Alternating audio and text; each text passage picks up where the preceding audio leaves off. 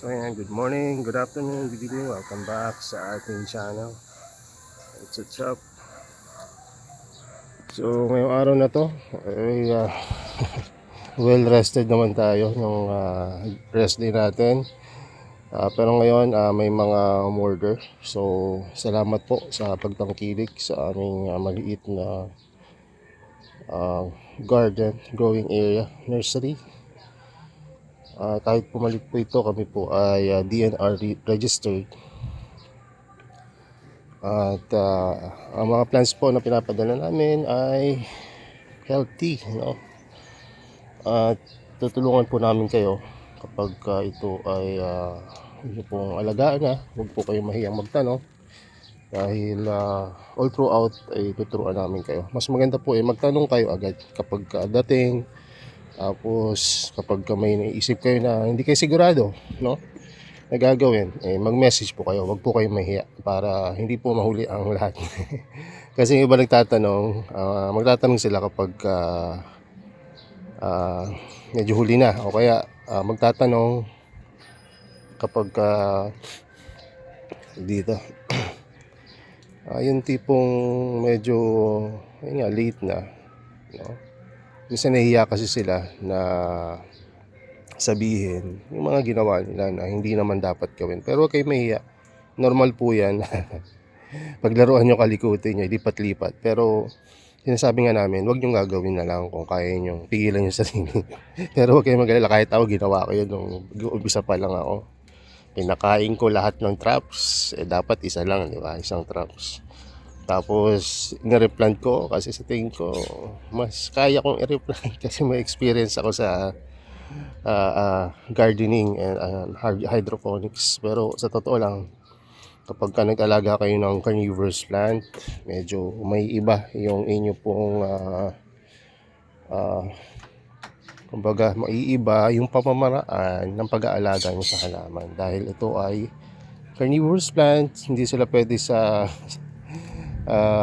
matabang lupa, hindi sila pwede sa tubig gripo na diligan, at hindi rin sila pwede sa deep well.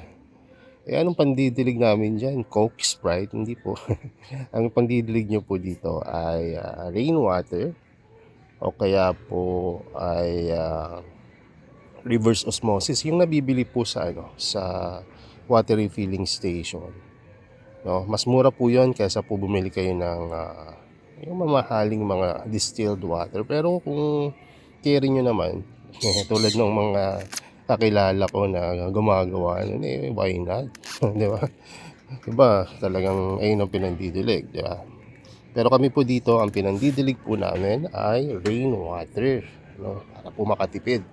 At kapag summer or El Nino, naubusan po kami ng tubig na pandilig. So ang ginagamit namin, RO water. May sarili po kaming filtration system na hindi naman po mamahalin. Mag-2 taon na yata yun dito, mahigit pa. Ayun ay nabili ko lang ng 5 to 7K sa time na yun ay Lazada. Kasi may story kami dati sa Lazada. Ayun ay Shopee lang muna kami, no? So yun ay enough para makapag-pump ng water. Makaipon kami ng pandilig daily. Kaya lang sa panahon ngayon, hindi ko alam kung kakayanin ko ng 100 liters, no, per day. Kakailang salang ako ng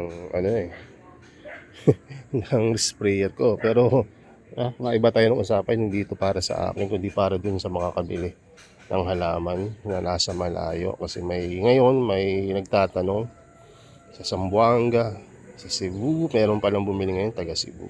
Pero okay naman yung niya, dahil BFT at mukhang hindi naman to beginner kasi ref tile agad yung kinuha, di ba? So ang ref tile matibay naman yan, actually isa sa mga pinakamatibay. Pero kasi ang ref tile hindi siya yung ganong kamura, yung medyo rare siya kasi mahal siya, no? Kumpara dito sa giant form, mahal rin naman to, pero mas mahal ang ref tile ng almost double, no? Pero ganun pa man, parehas pa rin naman ang pag-aalaga sa kanila. Na ipapadala namin yan ng B-root, at itatanim nyo siya. Pagdating doon, didiligan nyo hanggat luminaw yung lumalabas na tubig dun sa paso. So mas stable yung media na pagkakatanim nyo rin, no?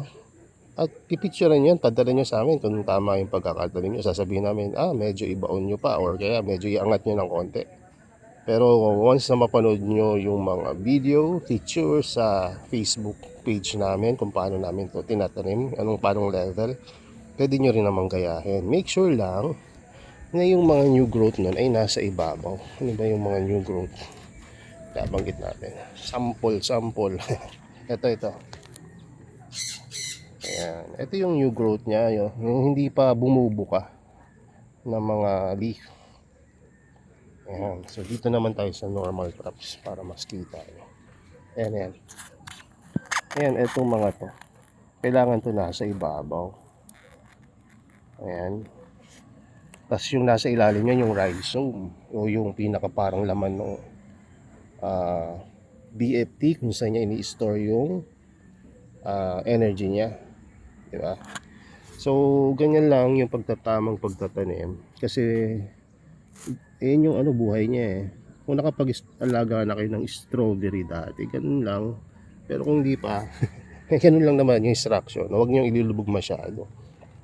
At kung mailubog niyo yan, hindi naman sensitive yan. Na mabubuhay pa rin yan. Yun nga lang, ayun yung ideal para sa amin pagtatanim. Alam nyo ba, may mga ibang BFT, lalo na pag sa indoor inaalagaan, umiilalim sila kapag sobrang lakas ng grow light. At kapag may season daw na nagdo-dormant sila. Ayun ang kwento sa akin ng ibang mga indoor grower. Kung saan ang galing itong sandamakmak na laman na to. No? So, wala namang walang masyadong, kumbaga, hindi ganun kasensitive yung Venus flytrap kaysa dun sa inakala natin. Sensitive lang siya kung didiligan mo ng mga tubig balon, yan, patayan after ng 24 hours, mamamatayan, mangingitim, no? O kaya isprayan mo ng Baygon o kaya yung mga chemicals kasi yung mga BFT ayaw nila ng high TDS o high minerals. Gusto nila low minerals, kaya nga rainwater, diba? Almost zero yan kapag tulad ngayon maulan. Maulan, diba? May darating na bagyo. Siyempre mag-iingat tayo, pero kung makapag-ipon kayo ng rainwater directly, no? Or kahit na idaan nyo pa yan sa spout or sa alulod, pwede yan.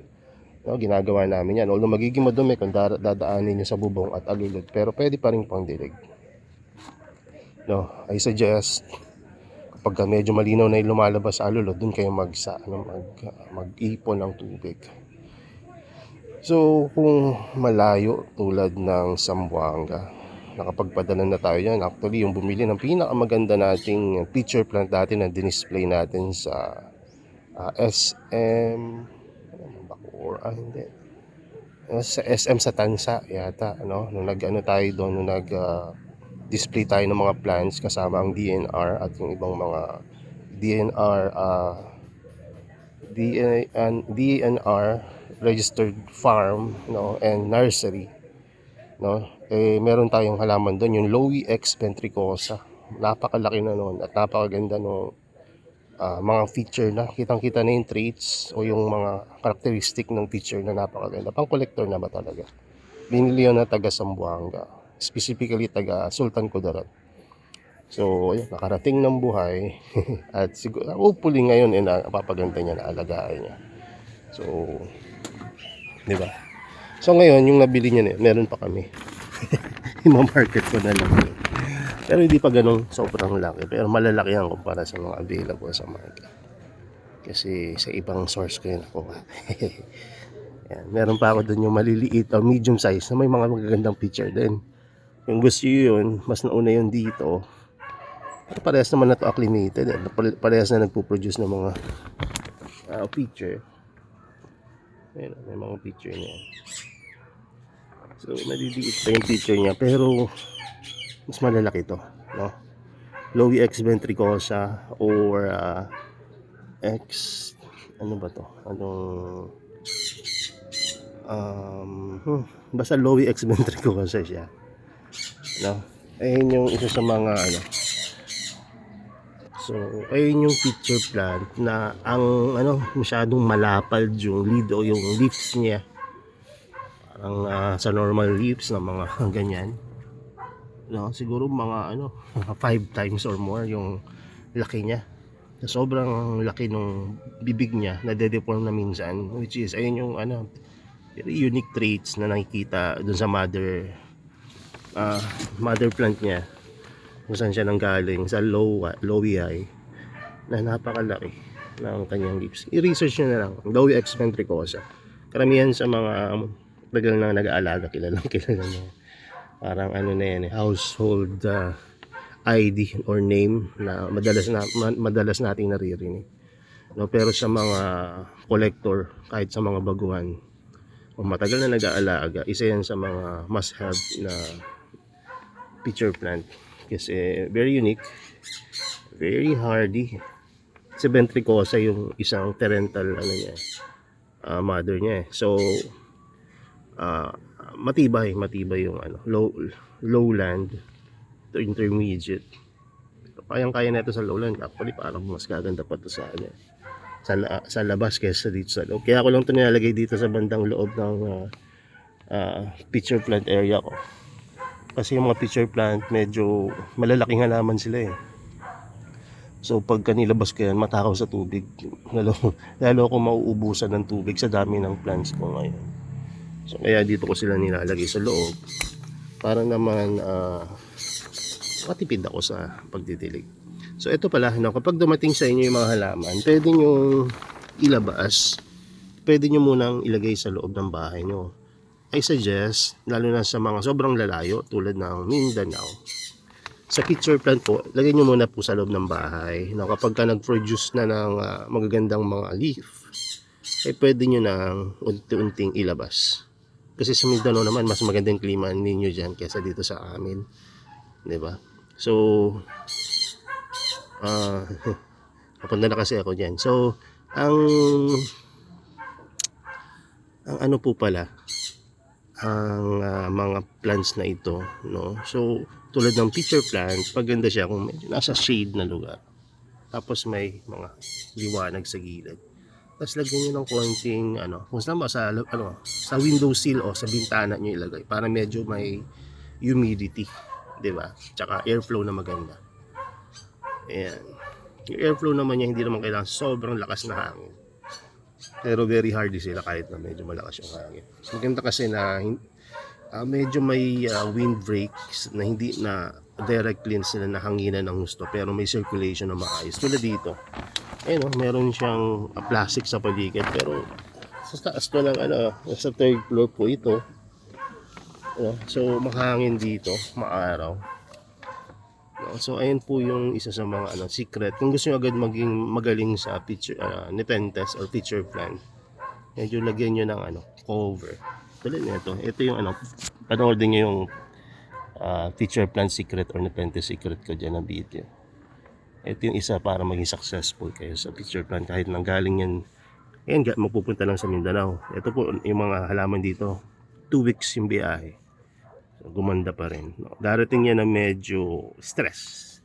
Pero mapapaganda niya yan. Lalo na yung 4 na yan dahil 5 pala. Pang 5 to sila. Lowi excentricosa. So, mapapaganda niya yan kasi mga hardy plants sila. So gagawin nyo muna, lalagay nyo sa parang plastic. Tapos medyo lagyan nyo ng uwang konti para may pinapasukan pa rin ng tubig, hangin.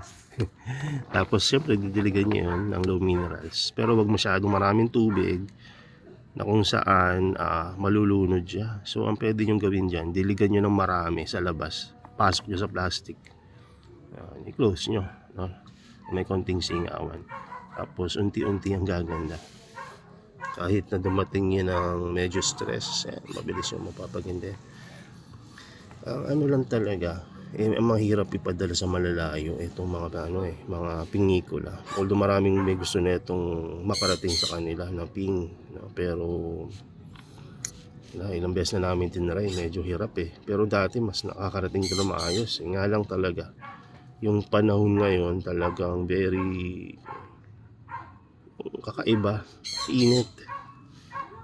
So Ayan, so tingnan natin bandang bare months baka magkaroon tayong success dito. Pero may mga naging successful naman, pero hindi talaga tulad sa mga pitcher plant na laging 100% successful. Hindi pa tayo namamatay ng pitcher plant sa biyahe. BFT, nakakarating naman, although may stress. Kaya lang kasi ang magandang mag-alaga ng BFT, yung may experience na kung first time nyo, ang suggestion ko, pitcher plant muna kayo. After ng pitcher plant, nakuha nyo na yung basic, tsaka kayo mag-BFT.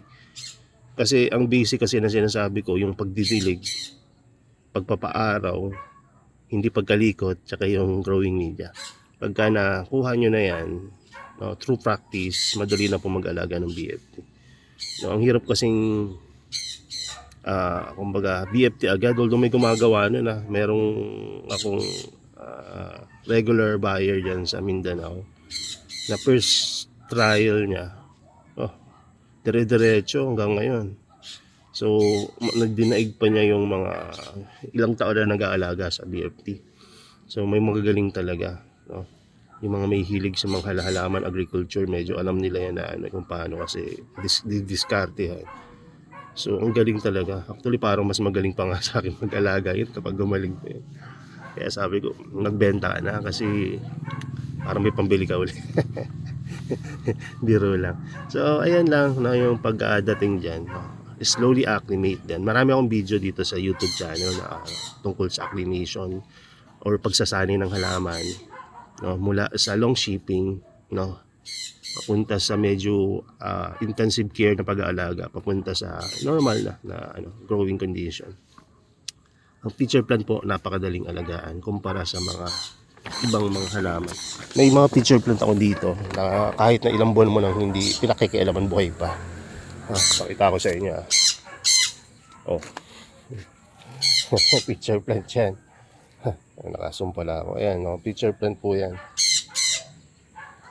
May time sa aming pag-aalaga nung nakaraan na halos 1-2 buwan kami wala sa bahay.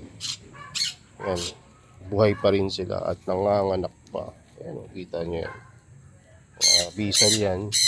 Talagang alam nyo na hindi na naalagaan pero buhay pa rin, di ba? Ayan, oh. Buhay pa rin po yan. Ang ganda ng mga new growth niyan. Ayan, ventricosa yan. Na mas matibay yung kasi hybrid yun. Ito naman, Exgeriana. Magkakaroon din tayo nito. Baka next month. Pero ngayon, isa sa mga matitibay din yan. Ano? Taas na. Malapuno na. So, ang feature plant, yung iba sa kanila lumalaki ng gusto. Yung iba, hindi naman ganun kalaki. Kung ayaw nyo sobrang laki. Pero kung gusto nyo malaki, na pwedeng kainin yung kapitbahay yung marites, pwede rin naman. Biro lang. Hindi nakakain po ng tao ang feature plant. Pero nakakakain sila ng mga butiki, palaka, small rodents. Ang pinaka kakaiba sa kanila talaga, kaya nilang kumain ng mga bigger insect and critters, animals, no? So ang BFT kasi usually ang nakakain lang niyan ay mga langaw, lamok, na beetles, nakain pa minsan-minsan ng mga lizard, pero hindi naman madalas. Siguro sa 1,000,000 BFT, wala pang isa. No, napakaliit ng pagkakataon. Maliban na lang isubo mo sa bibig nila. At anyway, masarap lang talaga pagkwentuhan to, no, itong mga halaman na to kapag may mga ibang interest, di ba? Kasi pagka ikaw lang, masaya rin naman, very relaxing, and magkakaroon ka ng peace sa pag-garden. Pero kapag may ibang interest, parang ang sarap ikwento ng mga halaman na to kasi interesado sila. No, kasi pag kinuwento mo to sa hindi interesado, plastic lang yan, hindi naman talaga ito yung nakain. May halaman mo kumakain ng insekto, di ba? Sa food chain, wala di ba? Pero hindi natin alam na meron pala. No, at yung naka-discover na ito ay yung father pa ng evolution na si Charles Darwin. No? So, although we are Christian, no? Pero yung mga scientists na ito ni-research nila yan na talagang patunayan natin na kumakain talaga sila ng insect. Kahit bigyan ko pa kayo ng ebidensya. Hanap tayo dito ng kumain na ng insect. Tulad neto. Tingnan natin kung anong kinain neto. Medyo na-absorb niya na itong pagkain niya, kaya pwede na nating halongkayin. Pero huwag niyong gagawin ito regular niya. Ayan. Kunin ko lang ito yung pagkain mo. Ayan. Hindi ko ito nilagay oh. Ito natin lagay, maliwanag dito. Ayan. Ayan ang nakain niya. Insect po yan. Oh. So nakakakain siya ng mga insect. Ilagay mo man o hindi. Naalala ko parang nilagay ko no pag-akit ko dito, pero nakakahuli po ito ng same size na mga prey. Ayan. Ito yata yung naikwento ko sa inyo na nakaraan. Na pag-akit ko, nakita ko dun sa mga herbal plant ko dyan. So ayan, binakain ko. Ayan, nakain naman. Successful naman. Ano na itsura nung nakakain? So yung nakakain, mas tumaba siya, mas lumaki. At kahit hindi mo yan pakainin, nakakakain yan ng mga insekto. So anyway, magpapak na ako ng order kasi mapahaba yung kwentuhan natin. 20 minutes na yata, lampas na pala. So yun lang muna, God bless sa inyo. At pasensya na sa sobrang haba ng instruction dun sa mga halaman na darating sa inyo ngayon, no, mula sa Cavite papuntang Mindanao. Kung kayo ay nakakuha, malapit lang naman, Bataan, Manila, Laguna, ayan, mas madali nyo sila ma-acclimate, no? Pero hindi ibig sabihin, no, na mas advantageous kayo sa kanila in terms of paano nyo maalagaan, no? Kasi parehas lang naman yung pag-aalaga nito. No, mas maganda lang, siyempre less stress dahil mas malapit kayo. So anyway, kailangan ko na ito kasi kasuhin dahil napaka-busy natin sa ngayong linggo. Siguro matatapos ako ng kabisihan ko Thursday, no? Totoo kaya? Tingnan natin. So sige na. At kita-kita tayo sa susunod na video. Yung news, tsaka ko na ikukwento sa inyo pagka nangyari na. Kasi mahirap mag-forecast, no, na mamaya hindi na matuloy. So yun lang muna. God bless and bye-bye.